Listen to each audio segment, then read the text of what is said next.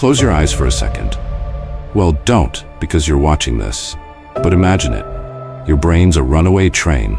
It's 2 a.m., and you're lying there, replaying that dumb thing you blurted out in a meeting 3 months ago, or the what if that's got your stomach in knots. Like, what if you bomb that presentation tomorrow and everyone secretly hates you?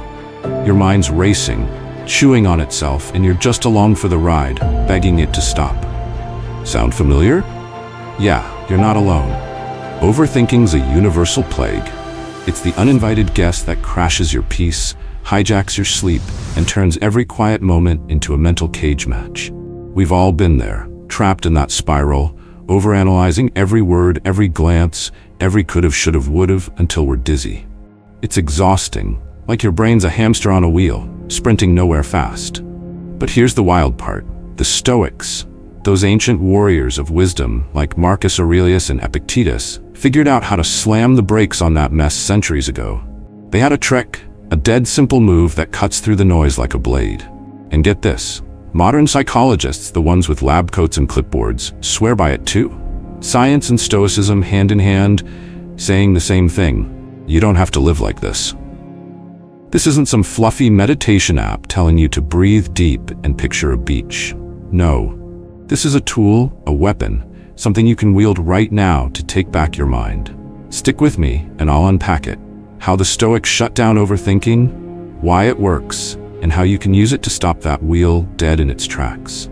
You're not doomed to overthink forever. You're just one trick away from freedom. This is Victory Stoic. If you're sick of your brain running the show, hit that subscribe button, smash like, and drop a comment to join the fight. Let's kick overthinking out of the driver's seat together. Number 1. The Stoic secret. What's yours to control?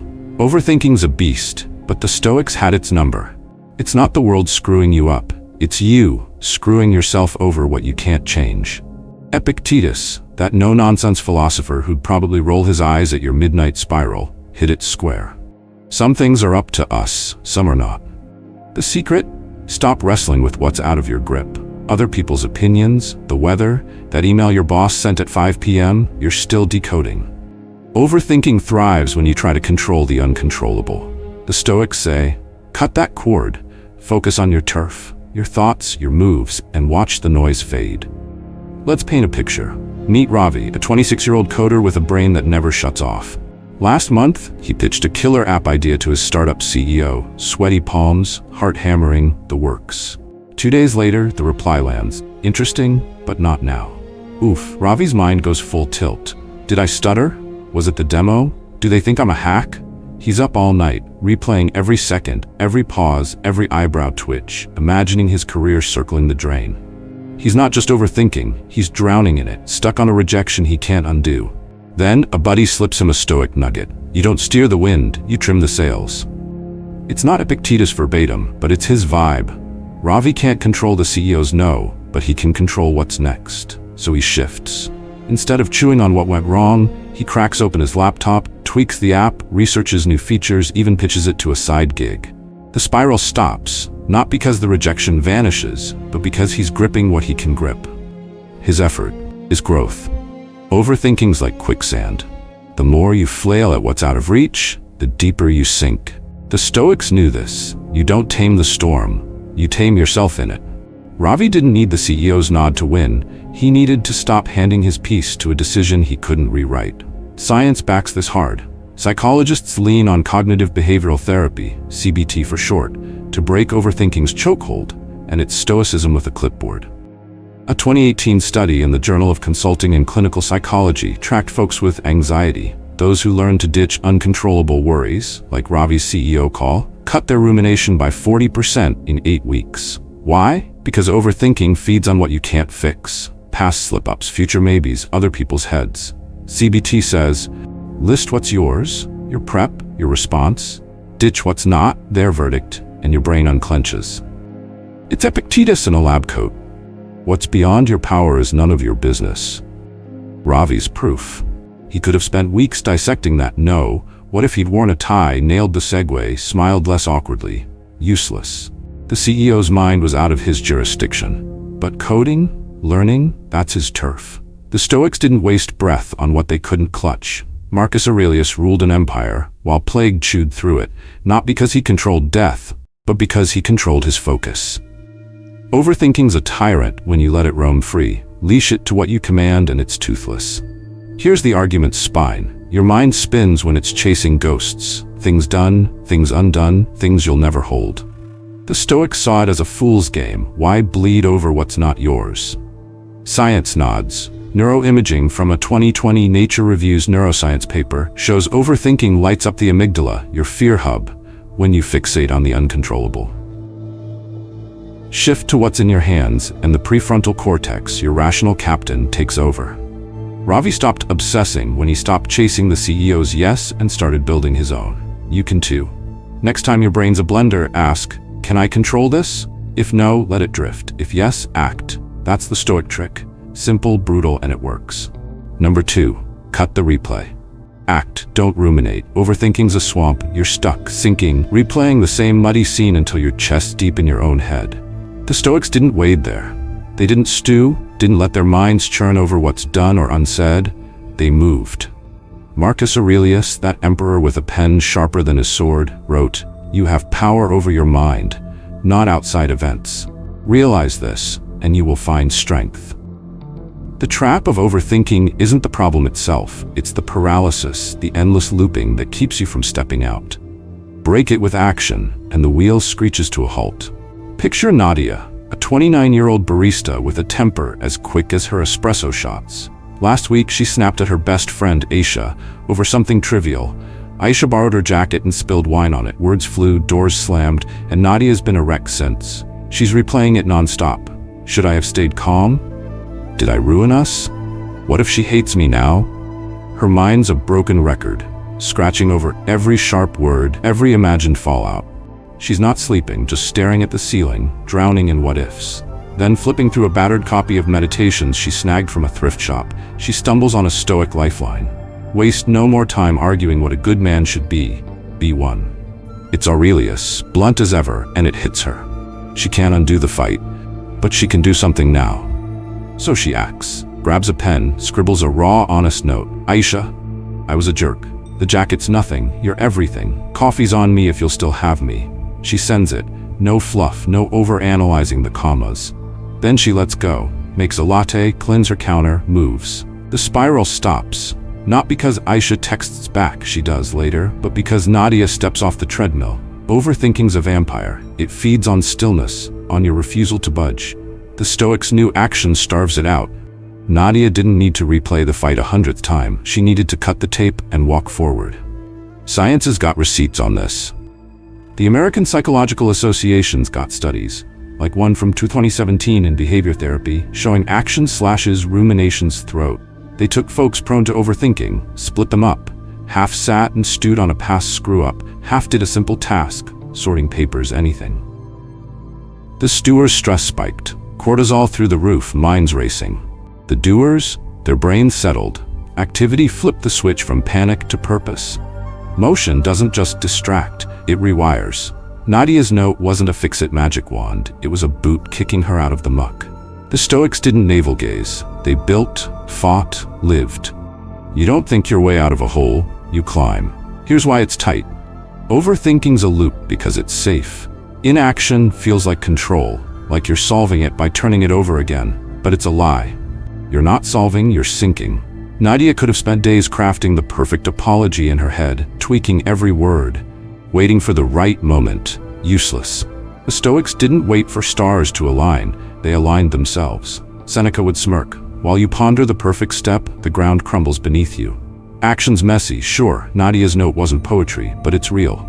It's a stake in the ground saying, I'm done spinning. Psych digs deeper. A 2021 study in cognition and emotion found that even small moves, like writing a plan or taking a walk, drop overthinking by 30% in chronic worriers. Why? Your brain's a dog with a bone, give it a new one and it drops the old. Nadia's apology wasn't about Aisha's reply, it was about Nadia taking the wheel.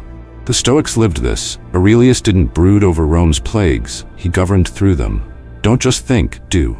Pick one thing, text, run, scrub a dish, and watch the loop snap. Small steps don't just kill big thoughts, they bury them. Number 3. The Stoic reset. Ask one question. Overthinking's a storm in your skull. Lightning strikes of doubt, thunderclaps of worry, and you're caught in the downpour, soaked and spinning. The Stoics had a way to step out. One razor-sharp question. When the chaos hit, they'd pause and ask, does this serve me? If the answer's no, they'd drop it like a hot coal. Epictetus, that gruff sage who'd rather slap you with truth than coddle you, put it plain. What need is there to burden yourself with what does not help? It's a reset button. Hit it, and the noise falls away. Overthinking's a weight you choose to carry. This question's the blade to cut it loose. Let's meet Zara, a 32-year-old graphic designer with a mind that loves a good rabbit hole. Yesterday, her coworker Liam, smug, loud Liam, tossed a barb her way during a team meeting. Nice draft, Zara, but my 5-year-old could have drawn that. The room laughed. Zara burned. She's been looping it ever since, replaying his smirk, the giggles, her stammered comeback. Why'd he say it? Does everyone agree? Am I a fraud? She's up late, sketching nothing, just stewing. Her brain's a hamster on a wheel and the wheel's on fire. Then, scrolling X for distraction, she stumbles on a Stoic zinger. You carry the load you pick up. Why not set it down? It's Epictetus adjacent, raw and real, and it stops her cold. She tries it, sits back, breathes, asks, does this serve me? The answer's a brick to the face. No. Liam's jab doesn't sharpen her skills, pay her bills, or make her coffee taste better. It's just noise, a petty echo she's been amplifying. So she drops it, mentally shoves it off the table, and pivots, opens her laptop, tweaks a logo she's been dodging, nails the color scheme. The loop doesn't just slow, it snaps. She's free, not because Liam's a saint, he's still a tool, but because she's done hauling his garbage. The Stoics didn't lug dead weight, they traveled light. Science has got this on lock. Psychologists in acceptance and commitment therapy, ACE-T, if you're fancy, use the same filter, just with more jargon. A 2019 study in behavior research and therapy tested it. Folks drowning in overthinking were told to ask, does this thought move me toward what matters? Those who ditched the junk, random slights, old regrets, cut their mental clutter by 35% in a month. Why? Your brain's a hoarder. It clings to trash until you call it out. Zara's loop wasn't helping her art or her sanity. It was just squatters in her head. Ace says, align with your values, toss the rest. Stoics said it first. If it's not useful, it's not yours. Here's the logic steal. Overthinking feels productive, like you're working on something, but it's a con. Zara wasn't solving Liam's snark. She was polishing it, giving it a throne. The Stoics saw through that sham. Seneca would scoff, you don't plow a field by turning the dirt in your mind. Action beats rumination, sure, but even before you act, you've got to sift. That question, does this serve me, is a sieve. Liam's dig? Useless. Her next design? Gold. She didn't need to dissect his motives or win the room's approval. She needed to ditch the baggage and move. The science doubles down. A 2022 Journal of Experimental Psychology study hooked people to brain scans. Overthinkers obsessing on pointless crap, like Zara's coworker Jab, lit up their default mode network, the daydreaming, self-torture zone. Ask a purpose-driven question, and the focus shifts. Prefrontal cortex kicks in, calm takes over. Zara's reset wasn't magic, it was mechanics. One question sliced through the fog, left the trash behind. You can wield it too. Next time your mind's a circus, pause, ask, does this serve me? If it's just noise, drop it. It's not philosophy. It's a machete. Swing it and you're out. Number 4. See it for what it is, just a thought. Your mind's a chatterbox, spinning yarns that feel like gospel until you call its bluff. Overthinking feeds on that illusion. Every worry, every what if feels like a brick wall crashing down. But Seneca, that Stoic with a knack for slicing through the haze, saw it for what it was. We suffer more in imagination than in reality. Thoughts aren't facts, they're noise, shadows your brain casts on the wall. The trick? Name them for what they are. Just a thought, and they lose their claws. Don't let them rule you. Strip them bare, and you're back in the driver's seat. Meet Leo, a 34-year-old sales rep with a pitch to his boss looming like a guillotine. Tomorrow's the big day, new campaign, big stakes, and Leo's brain's gone rogue.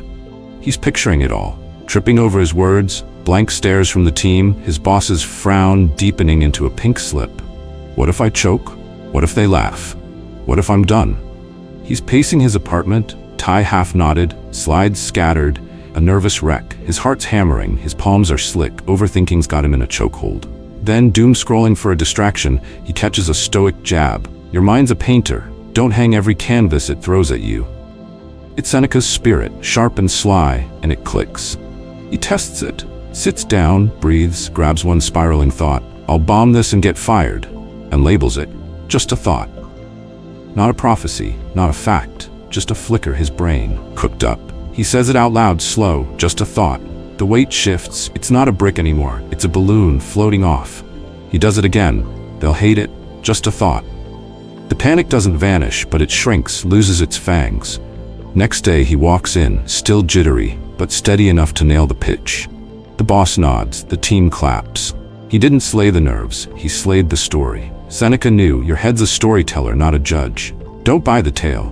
Science has got the receipts. Mindfulness guru Jon Kabat-Zinn's work, decades of it, shows this isn't woo-woo, it's wiring. Psychologists call it cognitive diffusion, a fancy term for ungluing yourself from your thoughts. A 2016 study in Mindfulness Journal had overthinkers try it. Half labeled their worries just a thought, half let them run wild. The labelers cut their stress by 28% in 2 weeks. Brain scans showed their amygdala, the fear factory, cooling off. Why? Thoughts feel real until you name them, call them out, and they're just static, not scripture. Leo's disasters weren't destiny, they were fiction. His mind was binge-watching. Here's the thread.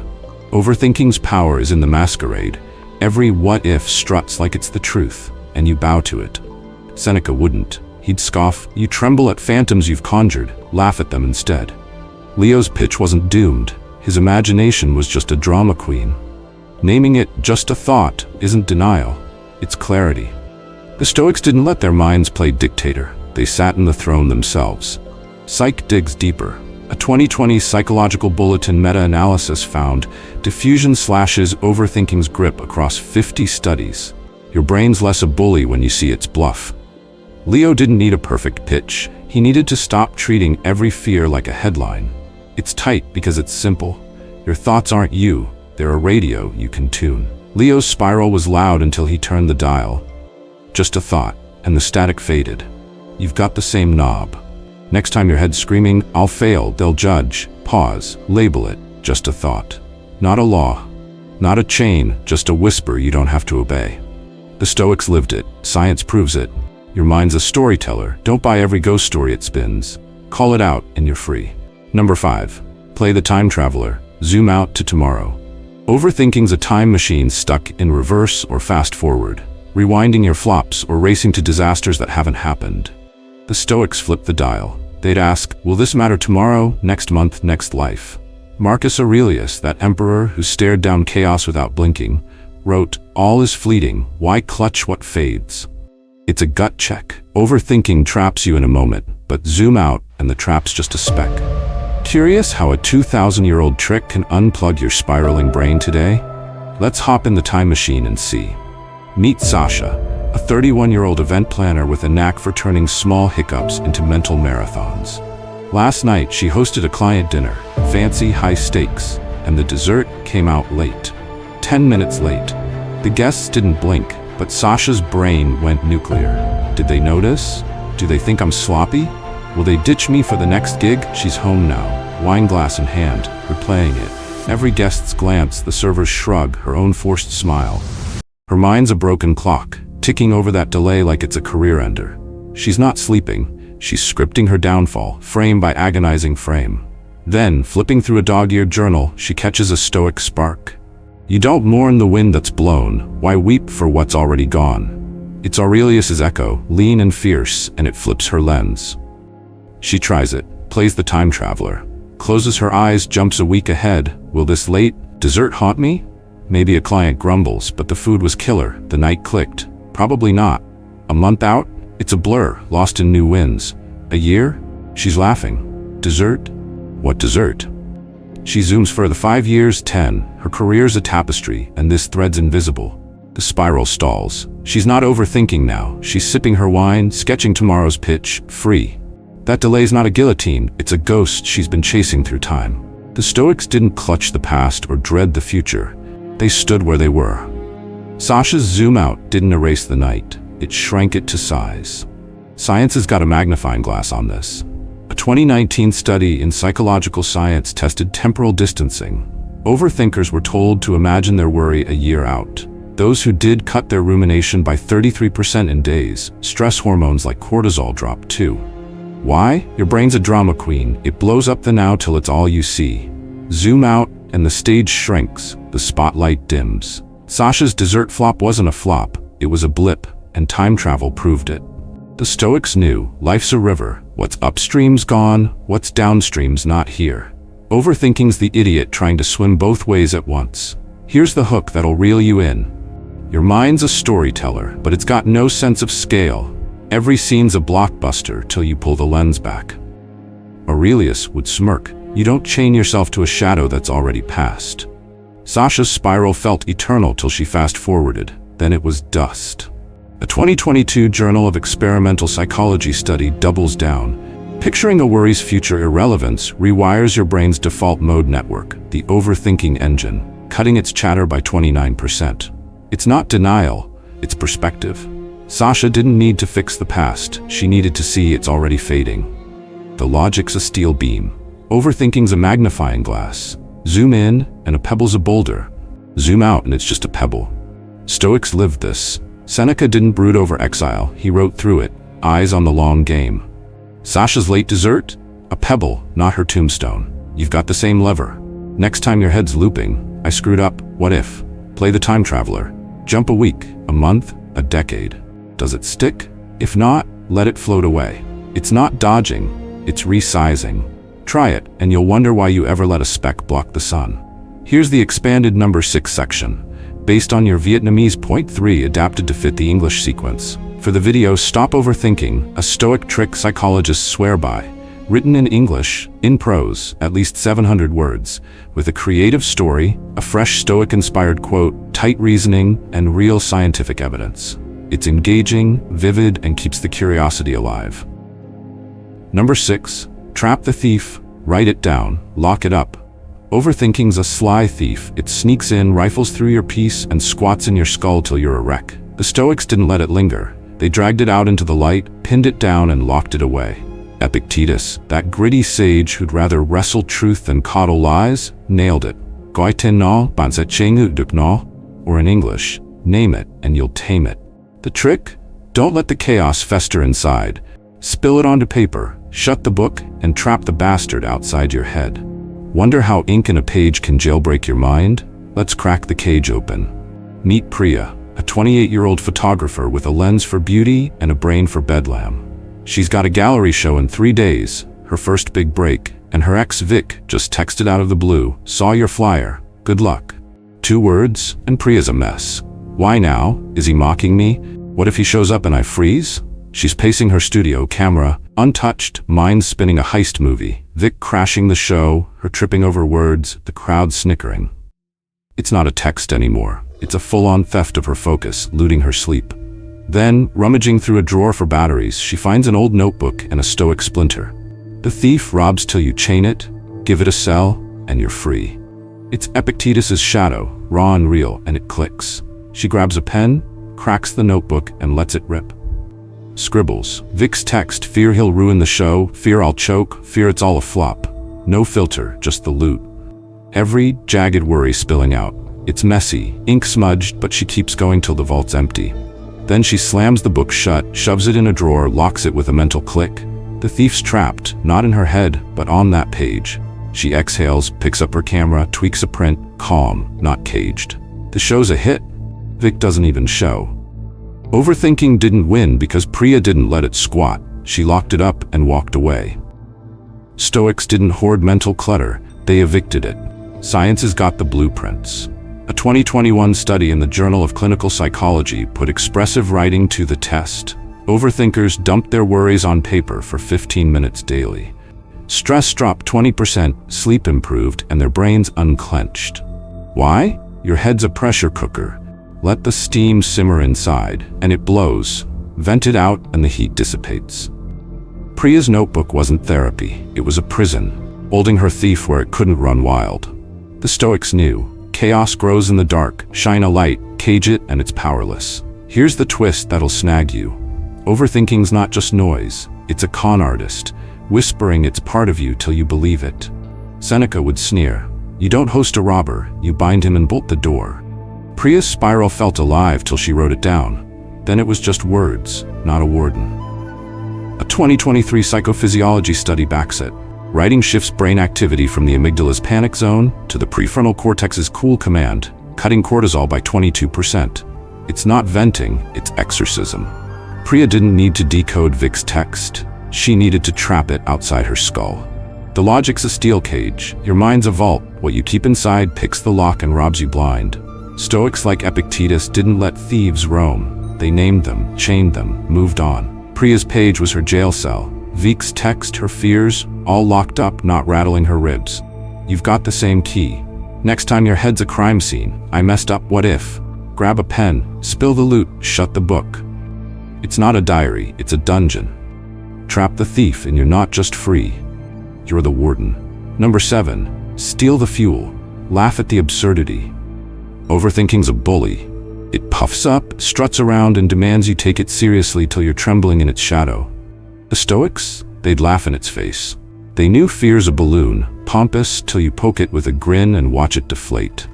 Seneca, that sly Stoic with a poet's sting, put it sharp. Noisa kolai hiban kuivo bom toiguano. Or in English, fear shrinks when you grin at its shadow. The trick's simple. Blow your worry up till it's so absurd you can't help but cackle, and poof, its fuel's gone. Wonder how a chuckle can torch your mental tyrant? Let's roll the comedy reel. Meet Ravi, a 29-year-old graphic designer with a deadline tighter than his skinny jeans. He's got a client pitch tomorrow. New logo, big bucks, and he's convinced it's a train wreck. Last week, he showed a draft to his roommate, who yawned and said, it's fine. Now Ravi's brain's a circus on fire. What if the client hates it? What if I bomb? What if I'm a talentless hack? He's hunched over his desk, sketching nothing, just picturing the fallout. Clients scowl, his bosses, we need to talk, his career crashing into a ditch. He's not designing, he's auditioning for his own tragedy, sweat beading, dune looping. Then, half asleep on the couch, he catches a Stoic jab from a podcast. The monster roars till you tickle its belly, then it's just a fool in a mask. It's Seneca's spirit, wicked and wise, and it sparks a grin. He leans in, steals the fuel. Takes his worry and cranks it to 11. What if I bomb so bad the client fires me on the spot? No wait, they'll sue me for emotional distress, ban me from design forever, and I'll end up drawing stick figures on napkins for tips. Hell, they'll launch me into space. Ravi, the failed logo guy, orbiting Earth as a warning. He snorts, then laughs, full on, belly shaking, can't breathe cackles. The pitch, still tomorrow. The worry? Suddenly a clown in oversized shoes, tripping over its own cape. He grabs his pen, tweaks the logo, adds a curve, boldens the font, and sleeps like a king. The client loves it next day. Overthinking didn't win because Ravi didn't bow. He mocked it till it shrank. Stoics didn't feed fear's ego, they starved it with a smirk. Here's the twist that'll hook you. Overthinking's a drama queen. It thrives on your straight face, your furrowed brow, your this is serious nod. The Stoics saw the con, why salute a puffed-up ghost? Marcus Aurelius would quip, you don't slay a phantom by staring, you chuckle, and it vanishes. Ravi's spiral was a throne till he turned it into a punchline. Absurdity's the thief here. It robs overthinking of its gravitas, leaves it naked and small. He didn't need to solve the pitch's fate. He needed to see its doom was a cartoon, not a creed. The logic's a steel trapdoor. Your mind's a stage and worry's the diva, overblown, demanding applause. Feed it reverence, and it belts louder. Toss it a laugh, and it forgets the lyrics. Epictetus would nod. The shadow grows till you shine a jest on it, then it's dust. Ravi's space launch wasn't a fix. It was a heist, stealing the fuel till the fire sputtered out. Stoics lived this. They didn't brood over Rome's plagues or exile's bite, they grinned at fate's bad jokes. You've got the same spark. Next time your head's scripting dread, I'll fail, they'll hate me, blow it up. I'll fail so hard I'll start an alien war. Laugh loud and watch it flop. It's not denial, it's disarmament. Try it, and you'll wonder why you ever let a clown run the show. Number 8. Flip the coin. Bet on the opposite. Overthinking's a one-sided coin. It lands on doom every toss, convincing you the game's rigged. The Stoics flipped it. They'd challenge the script, peek at the other face. Epictetus, that blunt Stoic who'd rather shake you than soothe you, said, "Thuban sok o the chezo thuban tame," or in English, "What you dread might hide what you seek." It's a dare. Overthinking's a tunnel vision. Force the lens wide, bet on the flip side, and the spiral stumbles. Ready to toss the coin and see where it lands? Let's spin it. Meet Tara, a 33-year-old baker with a shop that's her heart and soul. She's got a catering gig tomorrow, 50 cupcakes for a wedding, and she's a wreck.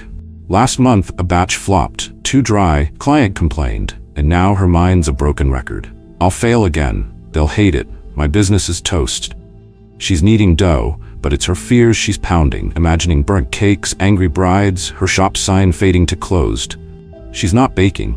She's betting on collapse, every thought a heads-up disaster. Then, flipping through a recipe book, she catches a Stoic flick. The storm you see might veil the sun. Turn the glass. It's Epictetus's echo, bold and brisk, and it hooks her. She grabs it, flips the coin. I'll fail?